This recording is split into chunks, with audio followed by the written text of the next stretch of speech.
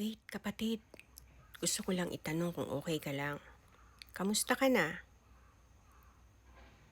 Kaya mo pa ba lahat ng problema ang pinagdaraanan mo?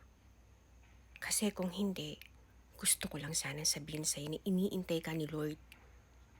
Iniintay ka ni God, ni Papa Jesus Christ, na lumapit sa Kanya. Sabihin mo sa Kanya na hindi mo na kaya. Na siya lang ang tanging makakatulong sa'yo, wala nang iba. Pikit mo lang yung mata mo, sabihin mo sa Kanya, Lord, help me. Hindi ko na po kaya at alam kong ikaw lang ang tanging makakatulong sa akin, wala nang iba. Makikita mo gagana ang pakiramdam mo. Maniwala ka. God is good. Mahal tayo ni Lord. At laging andyan si God para sa atin. Just pray. I love you.